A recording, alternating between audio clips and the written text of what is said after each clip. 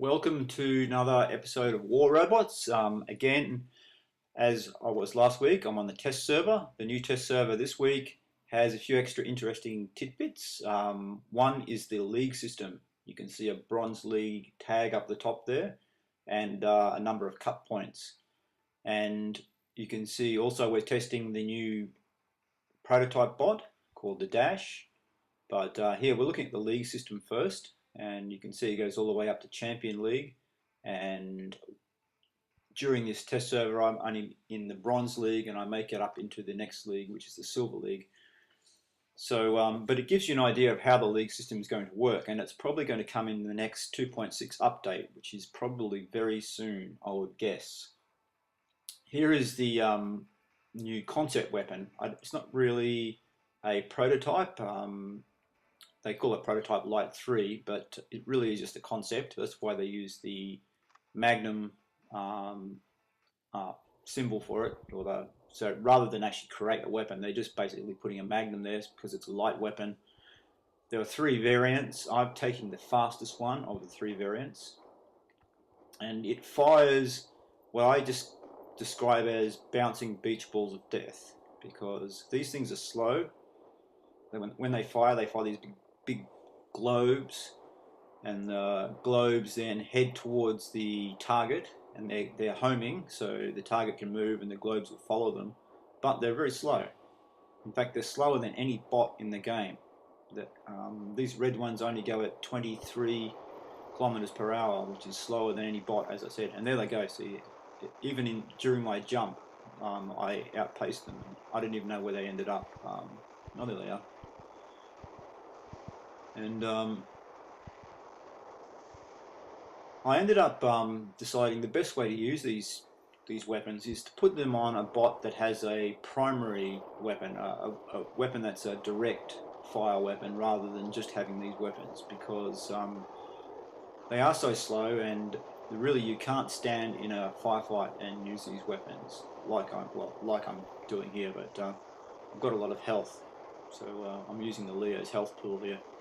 And I'm using its thunder to try and do some damage to this guy's shield, and yeah, not to my advantage. That wasn't so successful.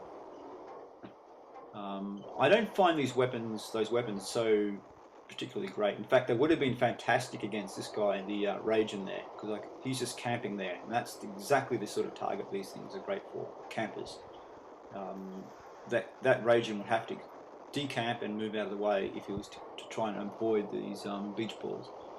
Unfortunately, I didn't see it there, so I'm using the Dash bot, the new prototype bot, which I absolutely love, and I have a pretty good run with it here.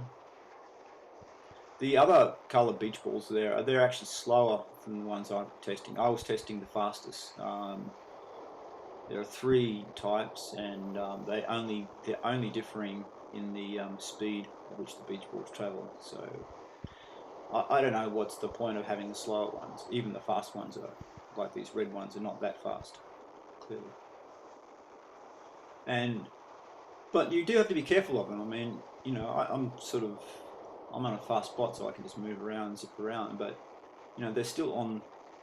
Like this guy there is following me and actually hit me and did some damage to me, so I wasn't careful enough to avoid it.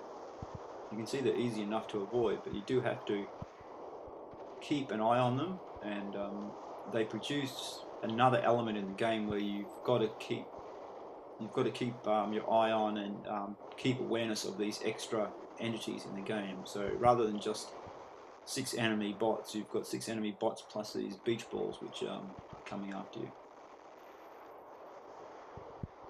And yeah, this guy here with the Hydras, he took down most of my health. Normally that Dash bot can survive a hell of a long time. So I'm also testing the Ansel strength. So I'm running an Ancelot bot, which you see here, because they recently rebalanced the Ansel, because what they found was that the Ansel was taking too much damage, in fact double damage, and so rather than just correct that bug, which is a bug in all the Ansel shields, including the Carnage, rather than just correct it, what they had to do was rebalance the Ansol, because it would have been far too powerful then, having effectively double the health that it had previously. So they halved the regen rate, and they also increased the onset time from 10% of the shield health to 20% of the shield health, which means once you take an Ansol down now, it will be down for about 4 seconds before it starts before it reappears again. But you can see there, I'm going up against this this Fury with Thunders, and the Ansol's handling it quite well. No problems there at all, in fact. So what I found is that the rebalanced Ansol is really not such a big problem. It's not a nerf. It really is just a readjustment of the Ansol. And I've done a number of tests with it over this test period, and I find it's still a very worthwhile investment. It can still take the entire salvo from a Trident Fury, so without fully being taken down. So a Trident Fury cannot knock down the Ansol shield in its first salvo, and even the second salvo can't do it. It has to get to at least the third before it starts doing damage, which is 20 seconds. So that gives you 20 seconds to get close enough to a Trident Fury to take it out.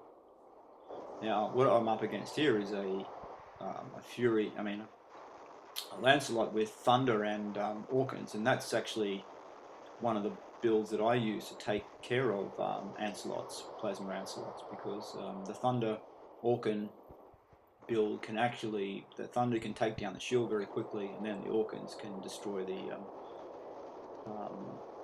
Ancelot. So that's one of my techniques for dealing with Ancelot bots. But here, one of my teammates is engaging it as well, so this guy hasn't really got a fair fight against me.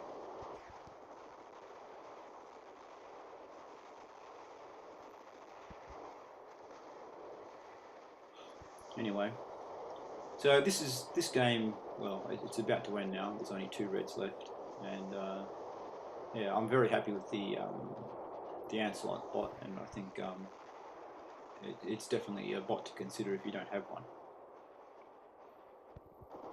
But in general, this has been probably one of the most enjoyable test servers that I've been involved with.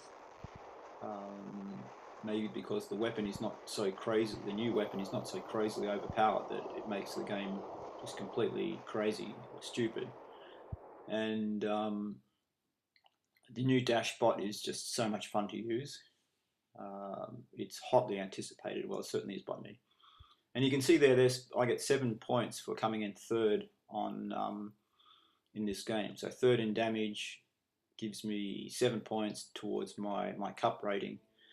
And if you're on the winning team, you only get positive cup points from, I think, 2 all the way up to 13, I think, for the top spot. And if you're on the losing team, you get positive cup points if you're one of the top 2 players on that list, on the losing team list.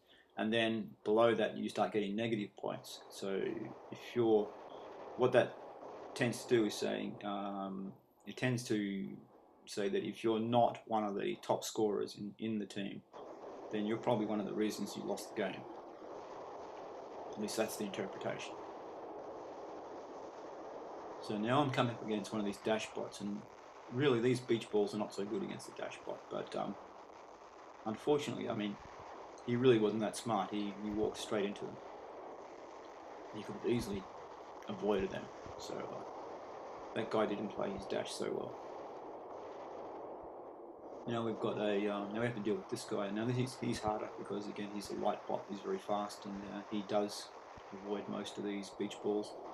And you can see they don't go through structures. They do go through. They penetrate all armor, physical shields, and energy shields. So there's no shield that can protect against them. But they don't penetrate structures and buildings. If they touch a building, they just pop like a bubble. So So that's probably the difference between the previous short range weapon which they tried out, which was the sort of death ball, which killed everything in a certain radius, and even penetrated buildings. These weapons don't penetrate buildings, so you need you can hide from them. You know, they don't turn sharp corners like hydras and spirals do. And even though they're more like aphids. In fact, they're like a really slow moving aphid.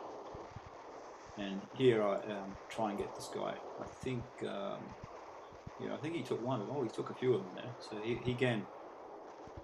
he wasn't looking at his opponents, and now he's sort of trapped. There's opponents all around him, and those beach balls will get him, as they do right there. Bang.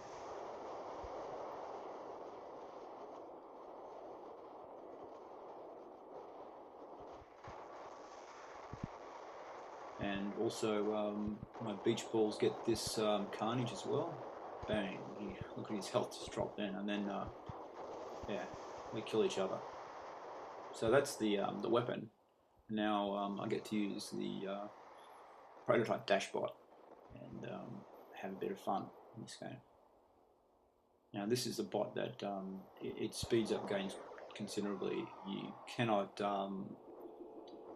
be complacent with beacons, because these guys can just get to a beacon so quickly, no matter what map it is, and take it. So even in Springfield, this guy will get around Springfield in less than a minute from where it, even to the furthest beacon. So they're a bit of a game changer, I think. I think they're certainly the fastest bot in the game. I don't know if they'll ever hit the live server like this, because realistically, what's the point of having any light bot if you have this bot in the game? It's they so much outclass the light bots. This bot. So now I have a bit of a battle of two dashes. So you can get to see a little bit of. I think this guy has. He's got Orkans. Now Orkans are a lot harder to use on the dash, I found. When the Terran is far better. And you can see that he's hardly landed any of his Orkans on me, and I can take him down quite easily with the Terrans. And you see another thing too, like I stand here and I'm chipping away at this Leo, and then I get hit there with rockets, and as soon as I start getting hit, I can jump out of the road. As soon as you find yourself in a line of fire, you can just move. This is the great thing about this bot. And I think for this game, let's see how many points I get for this one. I don't think 10 points. So I finished second for this one. So it's 10 points to my advancement towards the next level. Anyway, that's it for this one. See you. Ciao.